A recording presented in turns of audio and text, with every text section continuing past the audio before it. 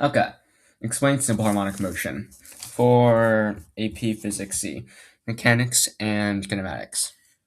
Or kinematics and mechanics does not matter. So what is simple harmonic motion? Simple harmonic motion is a type of periodic motion. Periodic motion is a motion that is repeated on a regular interval.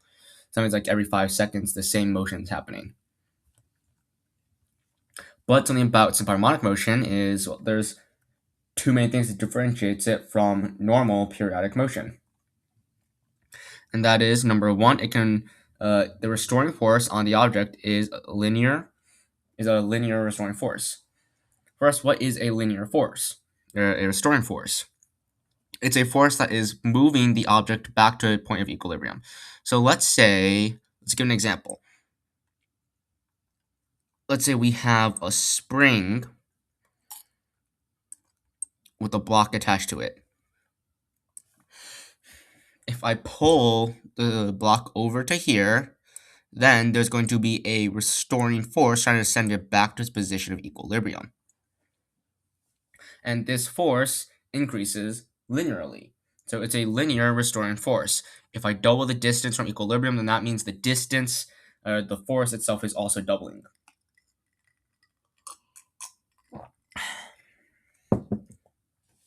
And now this results in the second qualification, and that is it can be modeled by a sinusoid. The motion of the object can be modeled by a sinusoid.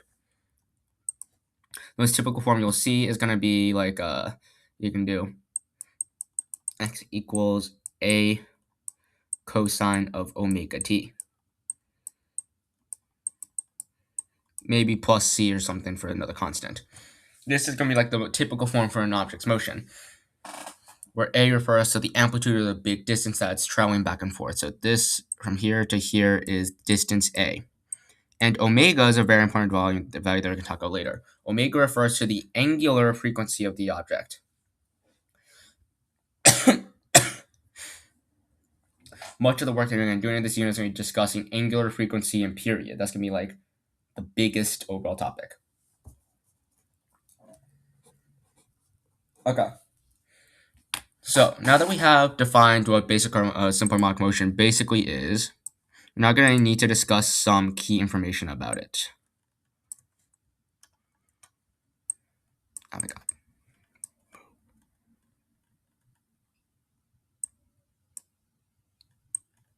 I didn't know I could do that. Anyways, let me see if I can go undo that because I don't need to do that. Move. Yes, okay. Okay. So let's go look at the derivatives of this. This is its position, right? So the derivative position gives you velocity. And what we end up getting is equals minus a omega of sine of t, or omega t. So if I were to just do a basic graph of both of these, this one would be something like this. And this one would be instead something like this. Now, ignore how bad it looks and ignore the fact that they peak at the same point. It's not supposed to do that. I'm just a bad artist who's horrible at scale. Let me see if I can fix it.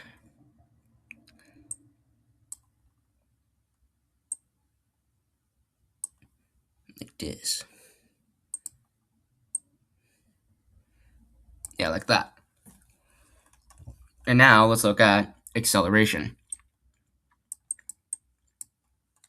A equals negative a omega squared of cosine omega t.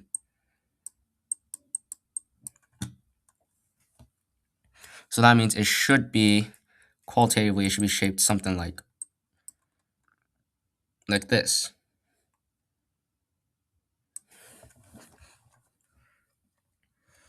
So, because it's shaped like this, and that means that it's just in terms qualitatively, it's shaped like the negative form of the x graph, the distance graph slash displacement graph.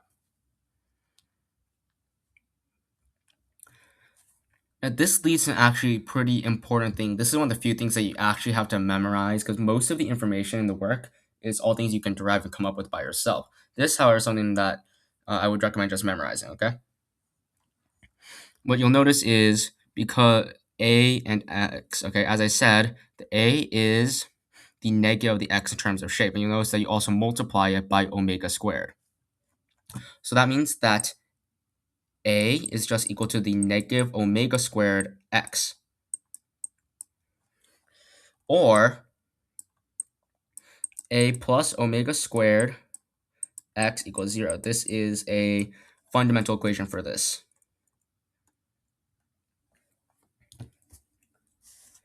So that is some of the basic information on this, on specifically like what a simple harmonic motion is. And we're going to use this information for some other more complex topics.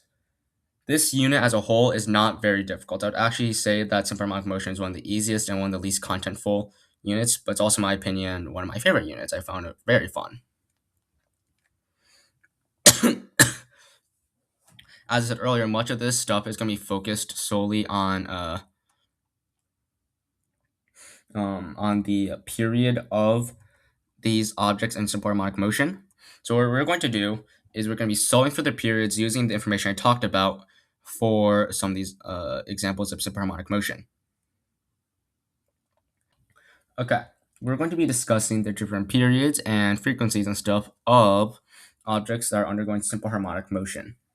First, let's define what period, frequency, and stuff is. Period refers to how long an object takes to go through a full cycle. So let's say we have an object that starts from here and ends here and is undergoing simple harmonic motion between these 2 points. The period is how long it takes to go from here to here and then back to here. You're probably going to remember this from pre-calculus when we're talking about sinusoidal functions. Frequency is the inverse of that. It's 1 over t, where t is the period.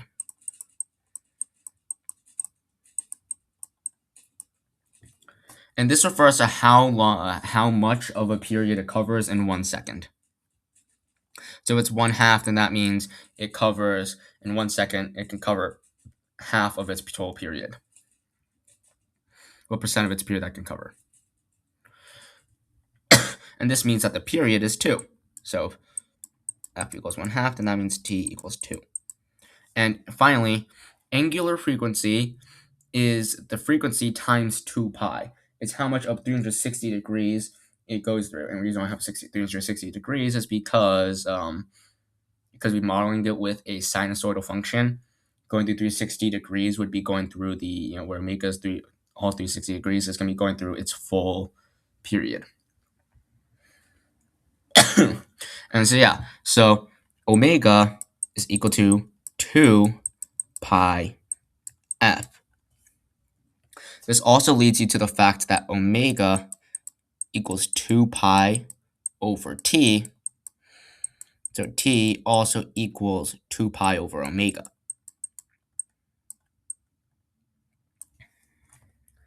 Now we're going to be solving for these values for different examples of simple harmonic motion.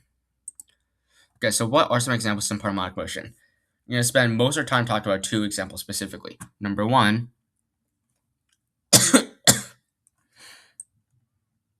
with a spring, and number 2, with a simple pendulum. We'll also discuss more complex pendulums, not in this video. It's also important to make the distinction that this only applies for small angles of a simple pendulum. And that's typically like less than 15 degrees. Sometimes more, sometimes less, depending on how big of an area you want to have. But there's also another example, and that would be if you had like a tunnel going through a planet. So this is a planet, there's a tunnel going through it of uniform, and this whole planet has uniform density. Then an object going through it like this would also be simple harmonic motion.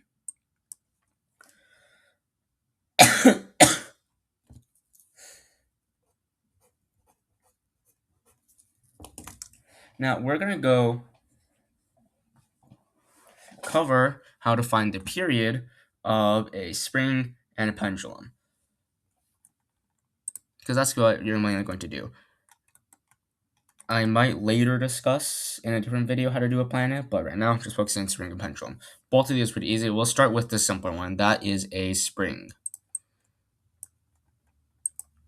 So we're just going to start with Newton's second law. That's what you typically start with most things. Where are we deriving this? So F equals ma. And in this case, F is equal to Fs equals ma. And Fs is equal to negative kx according to Hooke's law, equals ma.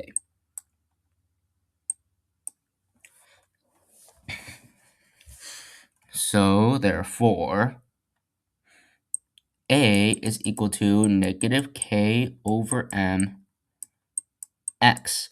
Does this resemble a form we talked about earlier? The answer is yes. We can make this. We actually need to do that. Let's go back to one of the previous pages. Over here, this form here, A is equal to negative omega squared x.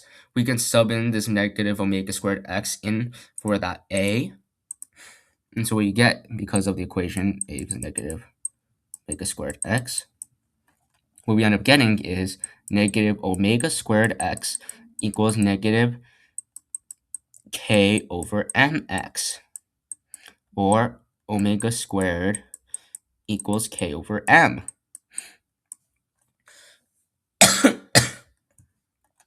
Meaning omega equals the square root of k over m.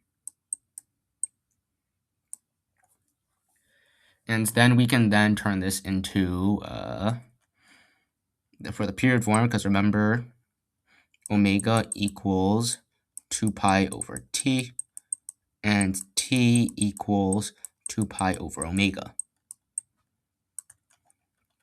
We can plug in this omega, so we get 2 equals 2 pi over the square root of k over m. Or t equals 2 pi times square root m over k.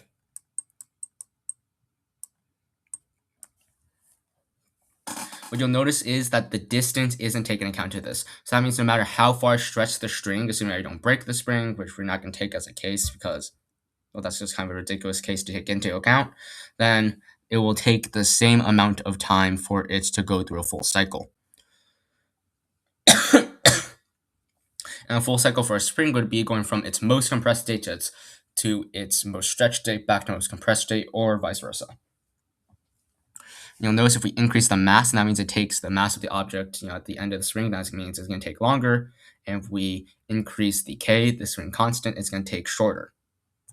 That makes sense. Now, just to build onto the spring example, something to note is that sometimes it's going to be a horizontally hanging spring, not a horizontally stretched one. So it's vertically hanging, So it's vertically hanging instead of being laid on horizontally. Changing the mass of this object still doesn't change anything. Increasing the gravity of the planet around it doesn't change anything either. Why? Well, by by doing this, what's happening is it's only going to make the point of equilibrium where there is zero forces attached on there. Or not zero forces attached, zero forces affecting the object. It's just going to make it change its place. So increasing the mass of the object, increasing the gravity around it is just going to make it so that it hangs lower. Not that's change. It's not going to change any of this stuff. I mean, increasing the mass is going to change this. But like, not in the way you might think it would from it if you're thinking like this. Okay? You can figure this out yourself just by doing the derivation. I would recommend just practicing derivations. I think that's one of the most helpful things you can do. Now let's move on to another pretty simple example. And that is the period of a pendulum. Specifically, a simple pendulum, a small simple pendulum.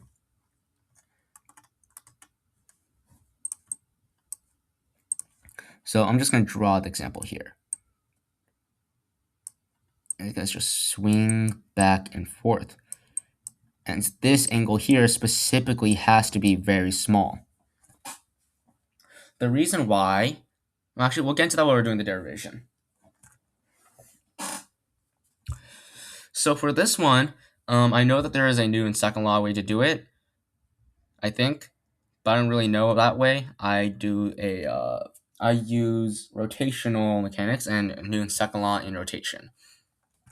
That's at least the way that I think makes the most sense. So first, let's go look at the torque. Since this is a simple pendulum, that means all the mass is here at the end. We're going to set up Newton's second law for rotation, so that means T equals I alpha. And the torque here is just being applied to this ball here, this little mass at the end of it. And if you'll remember that torque is equal to Fr sine theta.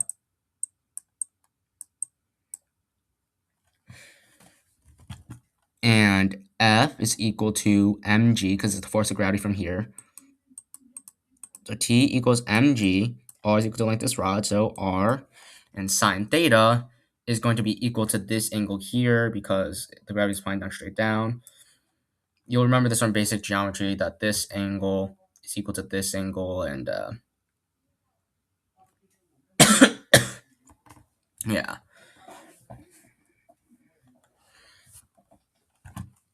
So that means T equals mgr sine theta. This is where the small angle part comes in, because for small angles, sine theta is approximately theta.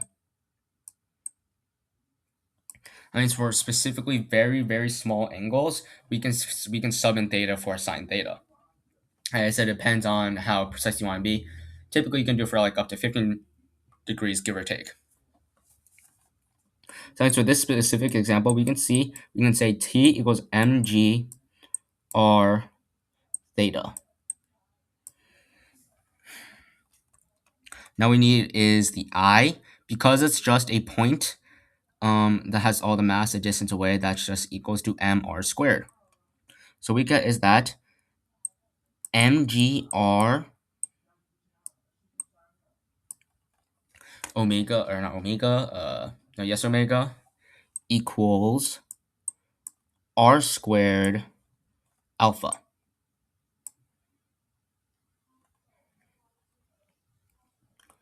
And, oh wait, no, not I squared. Whoops, wrong value. mr squared alpha.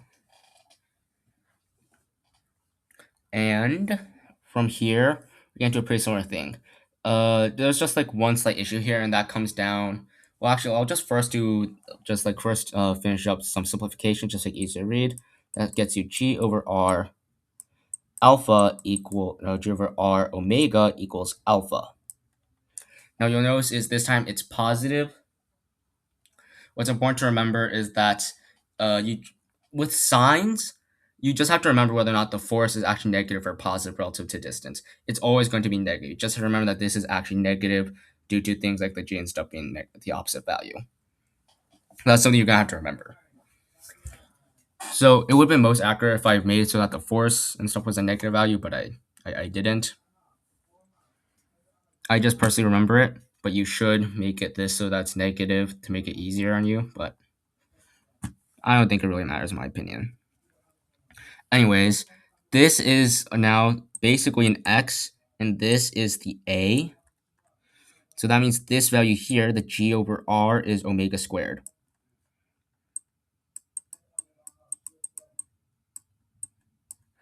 And it's omega equals the square root of g over r. And now you should be able to remember the old equation that I mentioned for t. Just remember this t is not this t. This t is for torque, which is why I should have wrote as a tau, but I didn't because I'm lazy. And this t is period. In this case, going with the period 2 pi over omega. So that means t is equal to 2 pi over the square root of g over r, or this equals to 2 pi times square root r over g. Okay. And what you'll notice is again that the angle that you raise it doesn't matter yet again. All that matters is the length of the rod and the gravity of the point you're on.